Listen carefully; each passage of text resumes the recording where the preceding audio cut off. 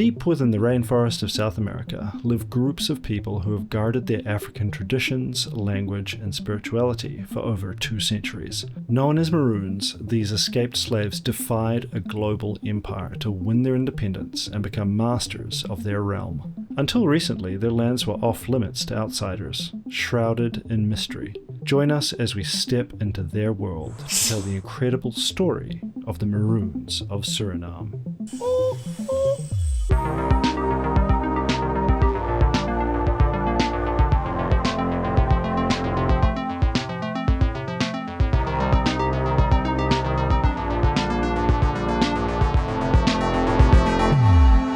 These videos tell stories of places and people as I try to find the echoes of the past in the world of the present.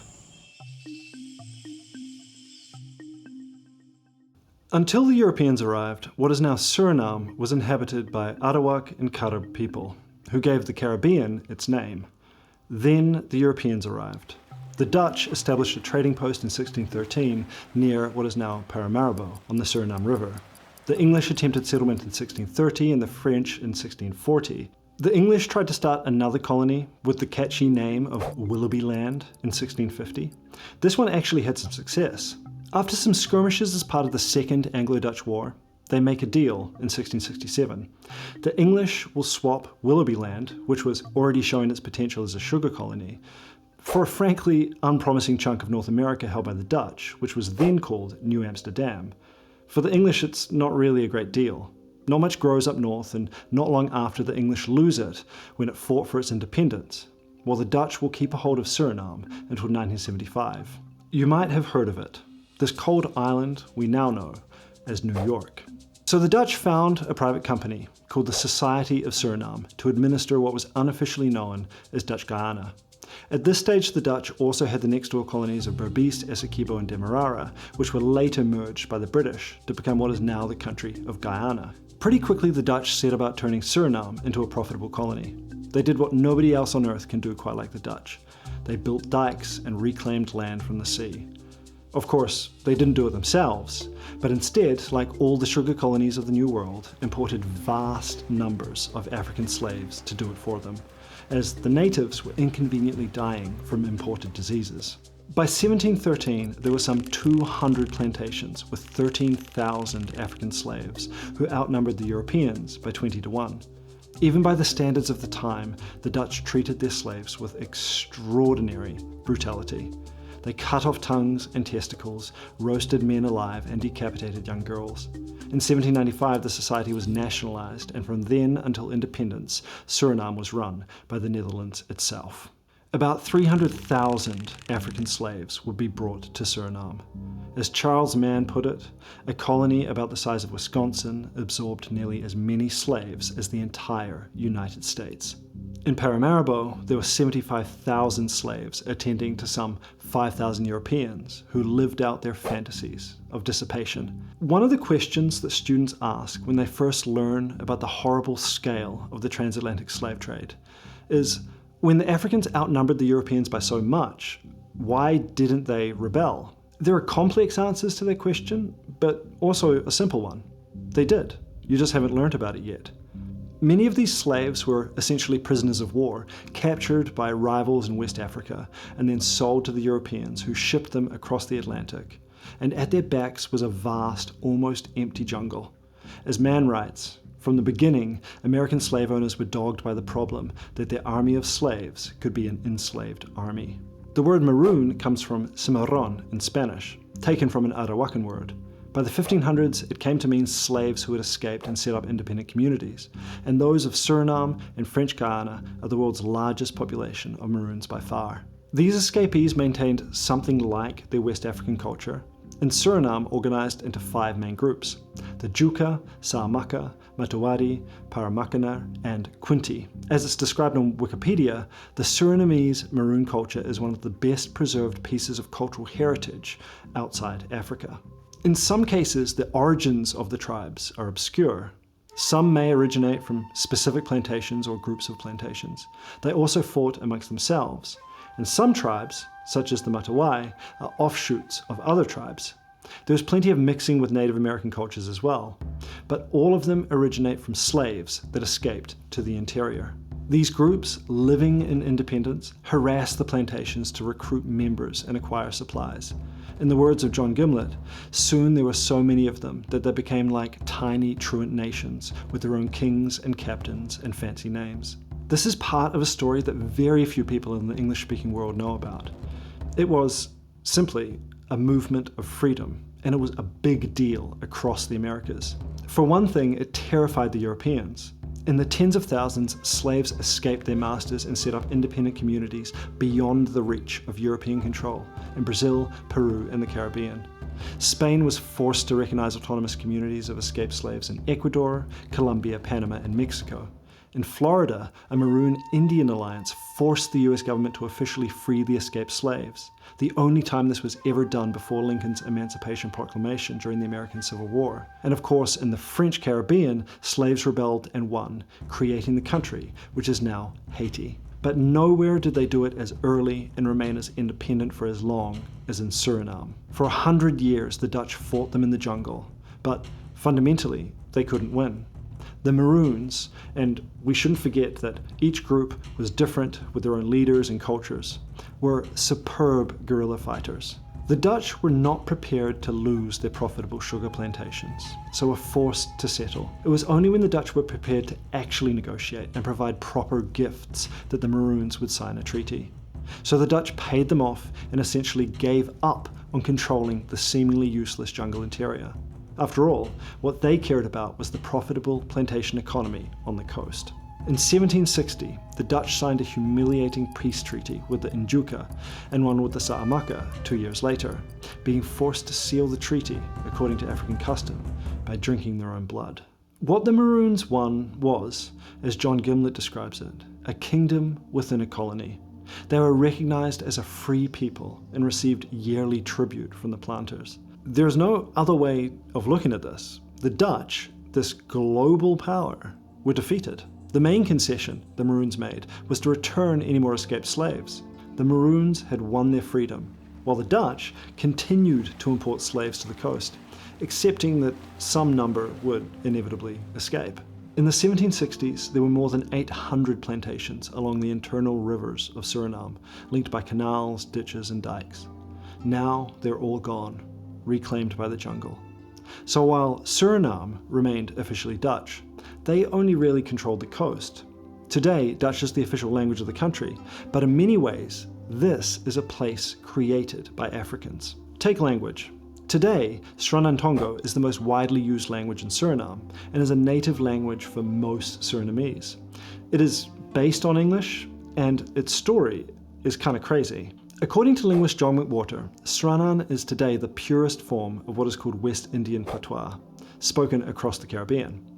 Despite its name, this was not formed in the Caribbean, but on the West African coast as a pidgin, or makeshift language, for communication between the English and the Africans. Long thought of as broken English, linguists now view it as West African grammar, specifically from the Kwa family, with English words grafted onto it, with Dutch, Portuguese, and indigenous words inserted as well. So to call it an English-based language is, in fact, misleading because English really only contributed some of the vocabulary. So these slaves brought it with them across the Atlantic to Barbados, Jamaica, the Carolinas, where it is known as Gullah, and Suriname. And when a new generation was born there, they spoke it as a first language, turning it from a pidgin, or simplified language thrown together to make do, into a Creole, imposing a structure of grammar and syntax onto it, making it a fully fledged language of its own. No matter in which European colony these West African slaves were, the structure of this first West African patois was essentially the same. However, the other English-based Creoles, because they coexisted in plantation colonies run by the British, over time were subject to the magnetic pull of regular English, bending them more towards English, such as you hear in Jamaica. But in Suriname, where the elite class spoke Dutch, there was no such magnetic pull, and Sranan stayed relatively pure. But it gets even crazier. This patois, formed off West Africa, was taken from one of these destinations in the Carolinas up to Canada, with slaves that the British brought with them after they lost the American Revolutionary War, and from Canada back to Sierra Leone, a British colony, where it is now known as Creole, the de facto national language of Sierra Leone today. And then it spread down the coast to Cameroon, Nigeria, and Ghana. In those countries today, many people see it as broken English, but it's not. It is essentially still the same language that was formed in that region centuries ago, before doing a round trip around the Atlantic and returning home. And today it is almost the same as that least corrupted version, Sranan, the national language of Suriname. So returning to Suriname, as well as Sranan, spoken by the descendants of former African slaves off the coast, you have those independent communities of Maroons in the interior who speak their own Creoles, which are not mutually intelligible and have gone on very different evolutionary paths with different influences. The branches of these different Maroon languages and Sranan diverged a long time ago, around 1690. For example, Saamaka Tongo today is spoken by the Saamaka people, who mainly escaped from plantations owned by Portuguese Sephardic Jews who had escaped the Inquisition in Brazil and fled to the more tolerant Dutch Suriname, which is why their language also has large elements of Portuguese. After signing their treaty with the Dutch in 1762, apart from 2 European emissaries who would live among them, the Saamaka had little contact with the outside world for the next 2 centuries, living in isolation on the upper Suriname River. Today, there are close to 100,000 Saamakas. So the Maroons are still there, and it was to see the world that they created that my friend Dan and I left Paramaribo one morning to head into the jungle.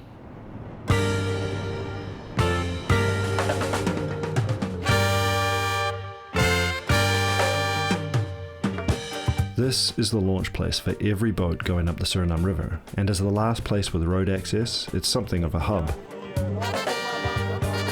You can see who has been shopping and who is on their way to, or way home from, school.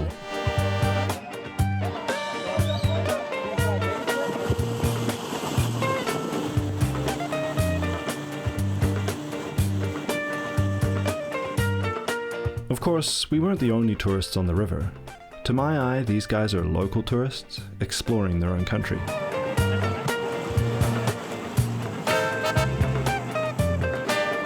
This guy seems to have road rage, or river rage, though it's quite possible our guide did cut him off. Nice of him to provide Wi-Fi though.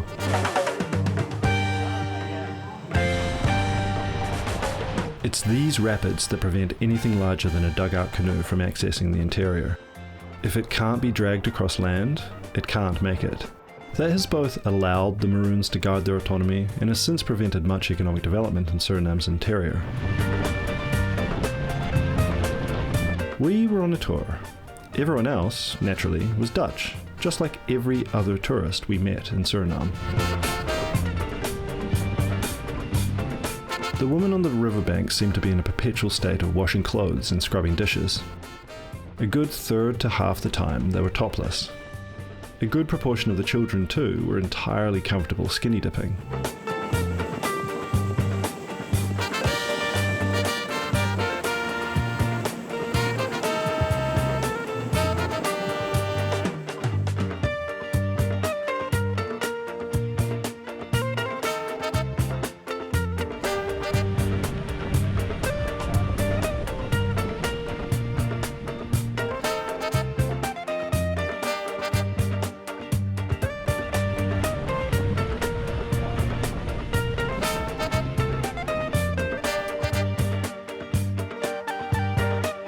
We were delivering people, but also packages, which is always an exciting event. There are a string of villages along the Suriname River. You can see behind the villages are patches where they have their forest gardens. Further back, it's just the forest.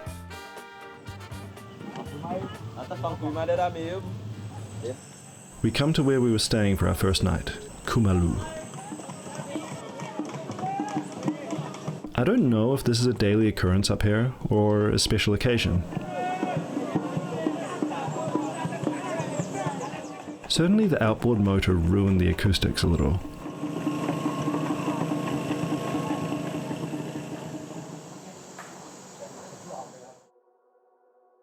An absolutely terrific book on the Saamaka is by Richard and Sally Price. Two anthropologists who spent a lot of time with them in Dangogo on the Upper Suriname in the 1960s, 1970s, and 1980s. The prices were among the first to be let into this world that had remained independent for several centuries.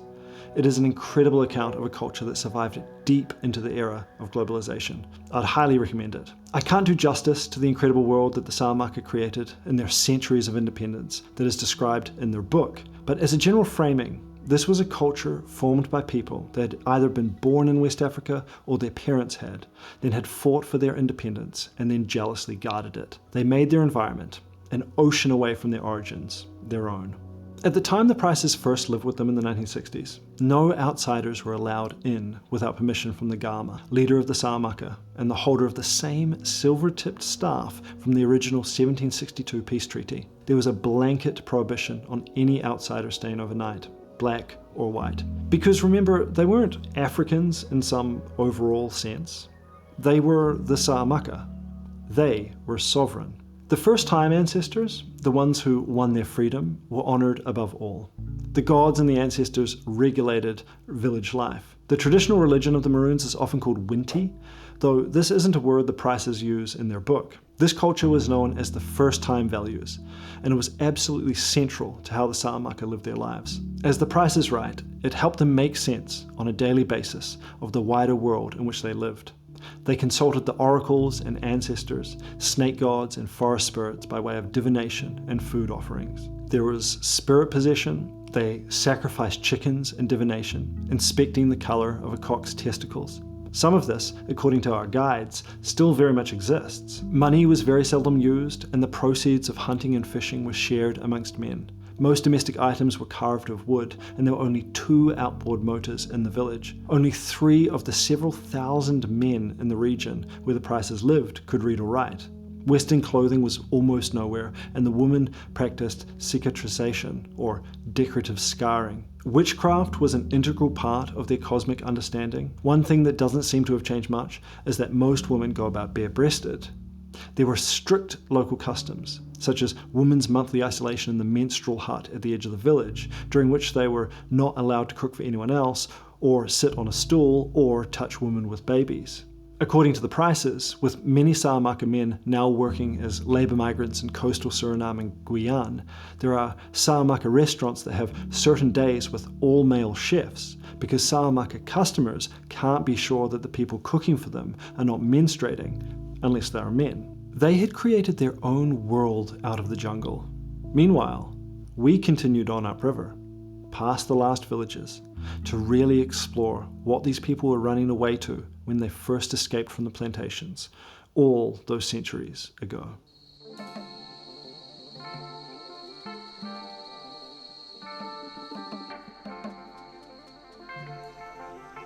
Throughout our travels, Dan always takes every opportunity for a swim, though here he has to watch himself as the schoolboat comes past.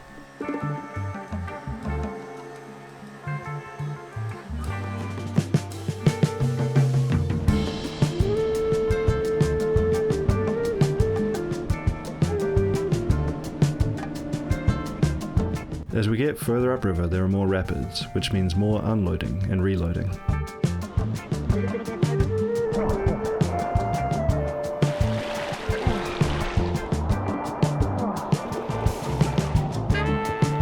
This is one of those water slides that it's really hard to look cool on.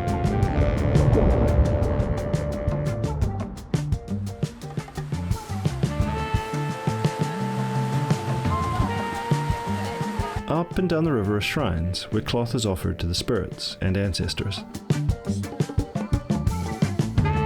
We stop for a break and find an anaconda by the steps.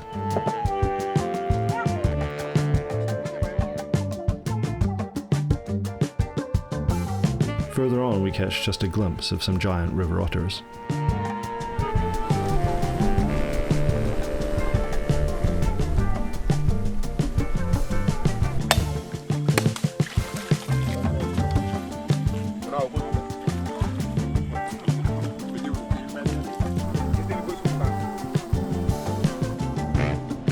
We were past the last villages now, and it was just us and our guides. We spent the entire day on the river.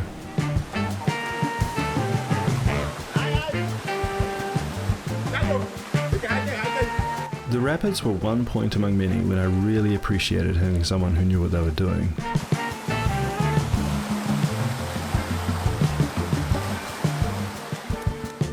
This expedition was, I believe, the furthest I had ever been from civilization.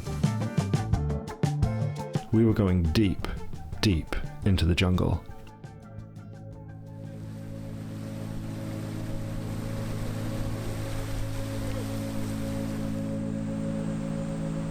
At last we arrive at our final destination, our home for a few nights, Cynthia Dam.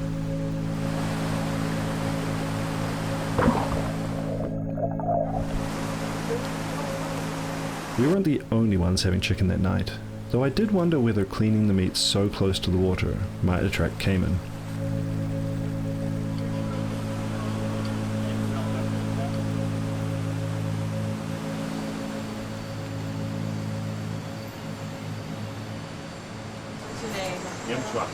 Do you guys want some water as well? I have some.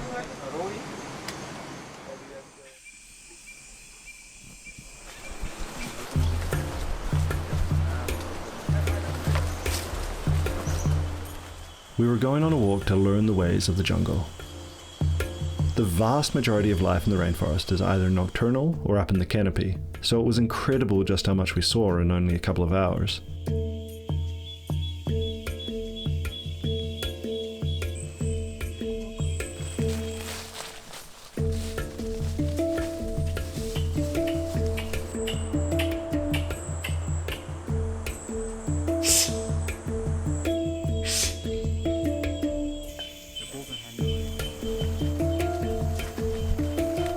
One of the difficulties in the rainforest is knowing where you actually are, so it was nice to get to our destination and actually look around.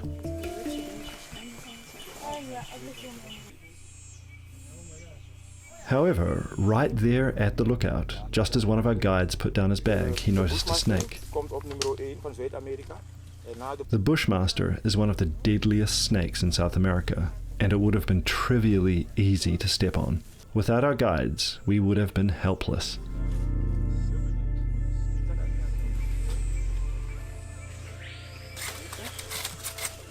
While the tourist industry has existed on the Upper Suriname for a couple of decades, and young Saamaka people now have more diverse ways to make a living, what was immediately obvious was the comfort these guys had in their environment. It may or may not be that people still make baskets like these, but you only have to go back less than a single human lifetime to a time when the Saamaka and the Maroons sourced practically everything they needed from the forest. It just wasn't that long ago, and the fact that our guides had grown up here and were at home here was clear. They could spot wildlife that I couldn't even begin to be aware of.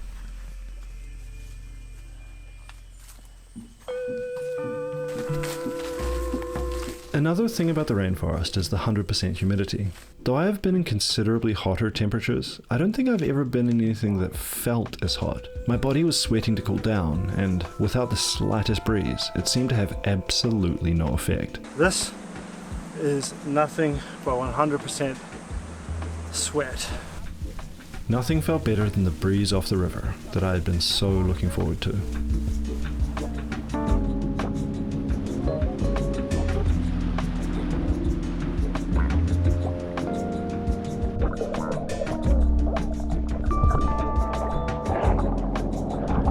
Unsurprisingly, it's also washing time.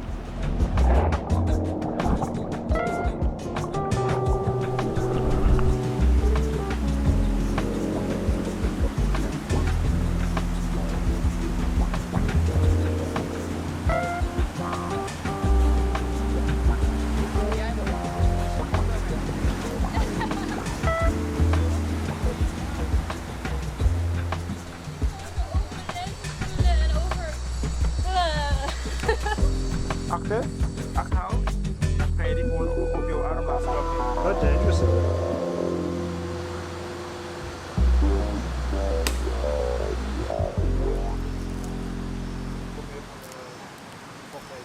Maar deze methode heb ik ook nog nooit gezien. Je gaat niet zo, kijk, je zuigt de hele dag.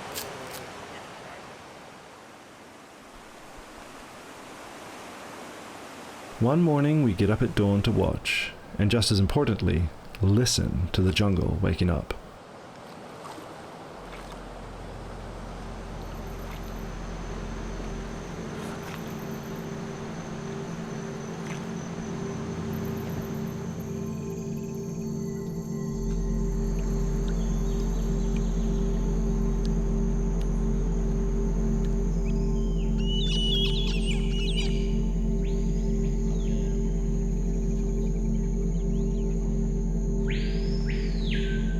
I wondered whether for our guides, who grew up here, it's still beautiful, or if it ever was, or if the jungle, to them, is something to be navigated and mastered and used skillfully while avoiding its dangers.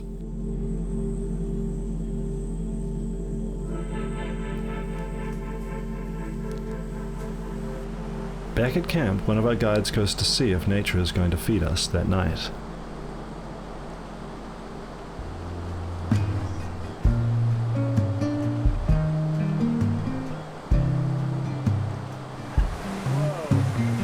Later that afternoon, our guide is back, and he has, indeed, found dinner.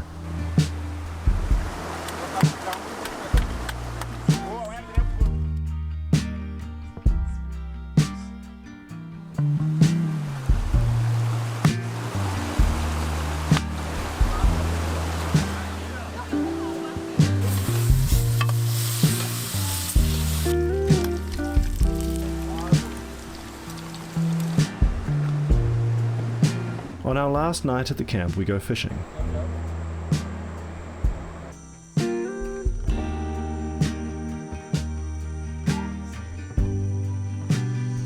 Most of us don't catch much, but it's lovely being out on the river again as it turns to evening, and our guide can show us how it's done. As it gets dark, bats swoop low over the water, looking for a dinner of their own.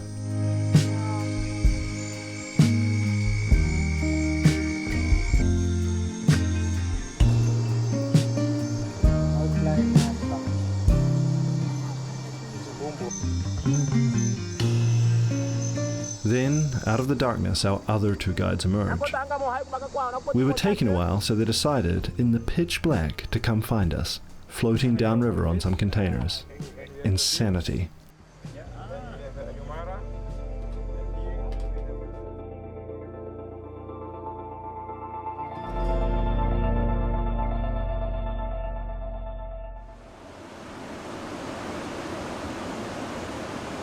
In the morning, after a swim, it's time to head back to the city.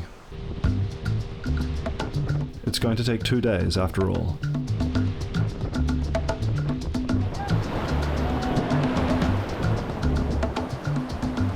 Some of the rapids we can take in the boat, and others we need to bail out.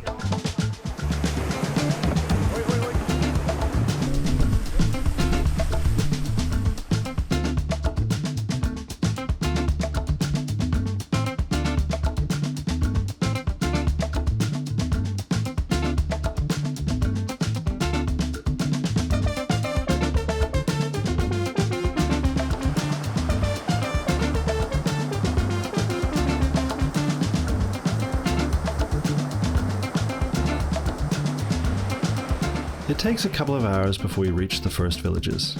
After that, people are everywhere.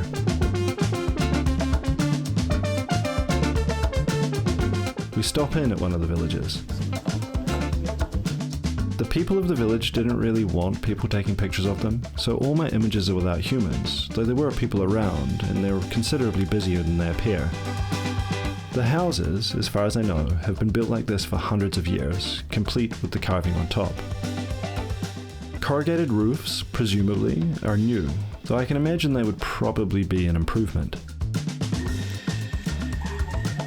In Saamaka villages, there's a different entry for men and women. One of our guides told us about yearly ceremonies in which people are possessed and walk through fire.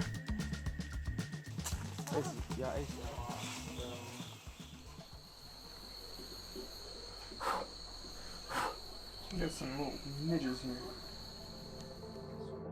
In the tropics, it gets dark quickly.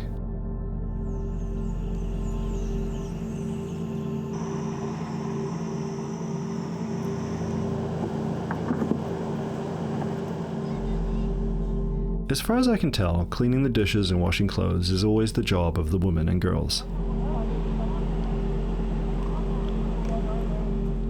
Fishing seems to be for both men and women.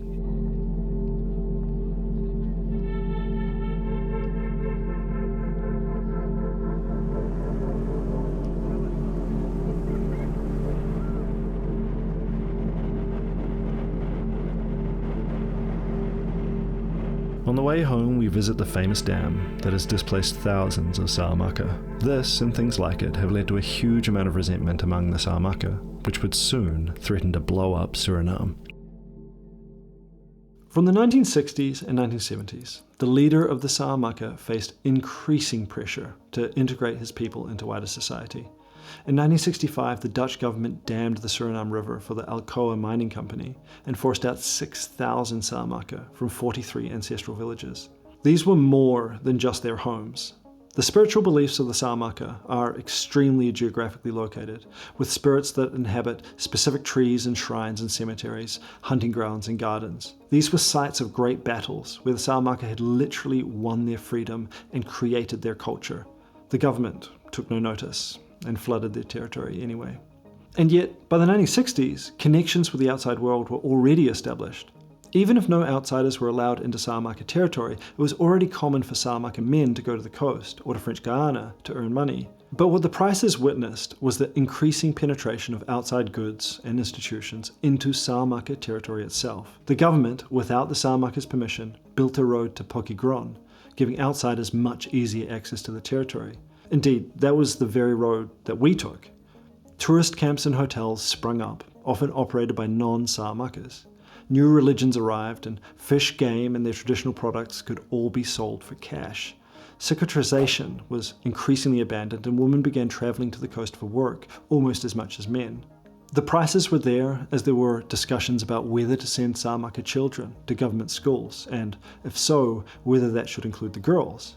By the mid-1970s, government officials and increasingly tourists dropped in and out of once isolated villages almost on a monthly basis. Film crews occasionally came and went. More and more men wore long pants, people listened to radios, and more people were going to the coast to work. Today, many Saamakas live between the coast and the interior, and many of the traditional villages are inhabited mainly by old people, and the others are adjusting to a life in which they are no longer undisputed masters of the realm for which their ancestors shed their blood.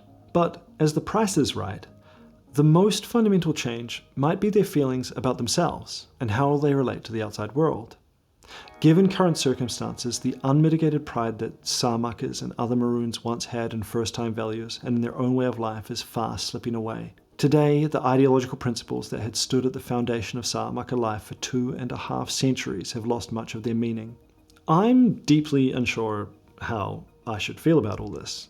Certainly as an outsider, I don't feel any right to judge, especially if the people want many of the things that I have. While some of the change has been forced on the Maroons by the national government, much of it is voluntary, as people who lived in isolation see things they want in the modern world. Change is in some ways inevitable, and I believe there are a whole lot of things that are unambiguous improvements.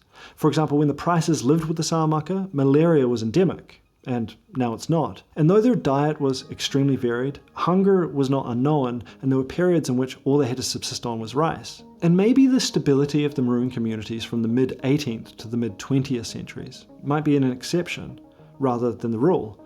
But one thing I know is that even though I can't in any way say that I got to know the unique culture that still exists there, I did just about glimpse it. And I feel really lucky that I did, because what they still have might not be around for much longer. Or maybe it will. Who am I to say? It is pretty cool though that they created it and they kept it for so long. Our journey though was to go back to the coast, the capital, because there is an entirely different story of modern Suriname that is just as fascinating. And yes, it is about the Maroons as well, and because of all these changes we've been talking about. The next video will tell the story of the Surinamese Civil War.